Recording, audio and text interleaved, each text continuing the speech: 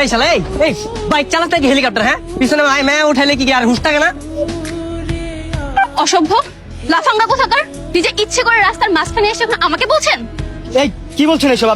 আপনি দেখে শুনে বাইক চালাবেন না। এখনই যদি আমার বন্ধুর কিছু হয়ে যেত? হলো তো ভালোই হতো, আপনার বন্ধুর একটা উচিত শিক্ষা হতো। আমি এক্ষুনি ট্রিপল নাইনে কল দিয়ে আপনাদের নামে বিচার দেবো। এই যে আপা, একটু বকবক কম করেন। আর চিংড়ি মাছের মতো তো ফালান কিসের জন্য? বাদ দে না, চল। আপনাকে যেন নেক্সট টাইম আমার চোখের সামনে না দেখি। আমি তো মেরে দেখে একদম ক্রাশ খেয়ে গেছি। যেভাবে হোক ওর সাথে আমার প্রেম করতেই হবে। ভাই, এই অদ্ভুত একটা মেয়ের উপরে তোর ক্রাশ খাইতে হবে? দুনিয়া থেকে খাবারের অভাব পড়ছে? আরে বেটা কি বলিস, এত সুন্দর দেখতে, আমার তো খুব ভালো লাগছে ভাই। তো সেটা তুই আগে বলবি না? আগে বললে কি আমরা মেয়েটার সাথে খারাপ ব্যবহার করতাম? দোস্ত, ও মনে হয় ভার্সিটির মধ্যে গেছে। চল ভিতরে যে নাম্বারটা নিয়ে আসি। ভাই, এই জায়গায় তো হেলমেটের বাড়ি খাইছে, নাম্বার চাইতে যা জুতার বাড়ি খাই। তা বেটা চুপ থাক। দাঁড়া, আমার কাছে নাম্বার নেওয়ার একটা আইডিয়া আছে।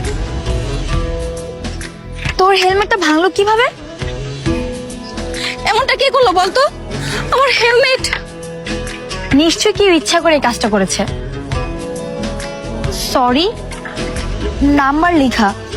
আমার কি মনে হচ্ছে জানিস, কেউ হয়তো ভুল করে তোর হেলমেটটা ভেঙে ফেলেছে, আর সে ভয় তোকে এসে বলতে পারেনি, এই কারণে সরি বলে নাম্বার লিখে গিয়েছে।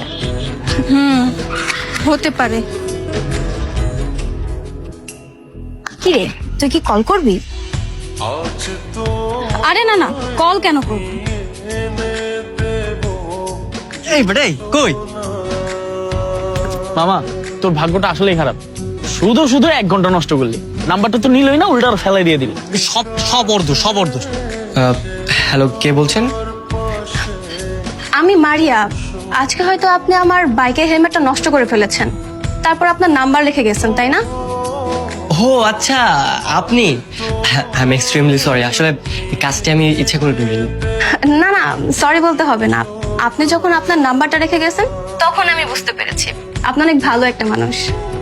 যাই হোক, শুনুন, আমার কিন্তু সব মিলিয়ে 5,000 টাকা লেগেছে। ও আচ্ছা, তাই নাকি? না না, আচ্ছা না, টাকাটা কখন দেবেন? টাকা? আপনি তো আমার হেলমেটের জরিমানা দেওয়ার জন্যই নাম্বারটা রেখে গেছেন, তাই না? ও আচ্ছা, আপনি ঠিকই ধরেছেন। হ্যাঁ, জরিমানা তো দিবই আমি, সমস্যা নেই তো। তাহলে আপনি এক কাজ করুন, আমার বিকাশে আপনি টাকাটা পাঠিয়ে দিন। কিন্তু আমি তো টাকাটা সরাসরি দিতে যাচ্ছিলাম। আমরা তাহলে আগামীকাল দেখা করি। আচ্ছা, আপনি যেহেতু এত করে বলছেন তাহলে ঠিক আছে, আমি কালকে বের হব।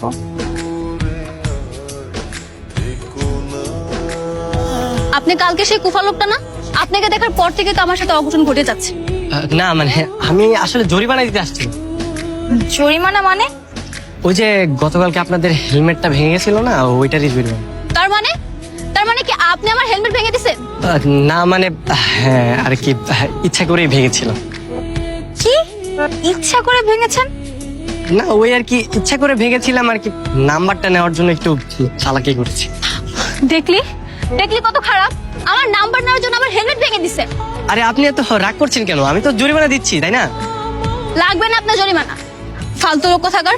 এই চল তো। এই থামুন। আসলে আমি না ভুল করে ফেলেছি, আমাকে ক্ষমা করে দিন। আমি যেন নেক্সট টাইম আপনাকে আমার সামনে না দেখি। ওর তো দেখি সবসময় 101 ডিগ্রি রাগ উঠেই থাকে। ওকে পটাতে মনে হয় অনেক কষ্ট হবে। তো যাই হোক, তোমার পিছু আমি এত সহজে ছাড়ছি না। কিরে, সত্যি কল দিব? আরে দে বেটা, মেয়েদের তো স্বভাবই একটু এরকম করা, তাই বলে তুই হাল ছেড়ে দিবি নাকি? কিন্তু ফোন দিয়ে যদি গালাগালি করে আমি কিন্তু শুনতে পারবো না, তোরা শুনবি। কল দিয়ে সঙ্গে সঙ্গে মাপ চাবি, দরকার হলে পায়ে ধরে ফেলবি। মাপ চাবো মানে? আরে 2 দিন পরে তো এই মেয়ে আমার গার্লফ্রেন্ড হতে যাচ্ছে, আর আমি তার হাত পা ধরে মাপ চাবো? এটা কি হয় কখনো? আরে তোরে সত্যি কে মাপ চাইতে বলছে? মুখে বলবি। আচ্ছা ঠিক আছে। হ্যালো, আপনি আবার ফোন করেছেন? শুনেন না, আসলে আমি না খুব লজ্জিত, প্লিজ ফরগিভ মি। কোনো ক্ষমা নেই, আপনি ফোন রাখুন। শুনেন না প্লিজ, আপনি যদি চান তাহলে আমি কান ধরে আপনার বাসার সামনে সারা রাত দাঁড়িয়ে থাকবো। আপনাকে আমি ফোন রাখতে বলেছি। কিরে, কার সঙ্গে এত রেগে রেগে কথা বলছিস? হ্যালো,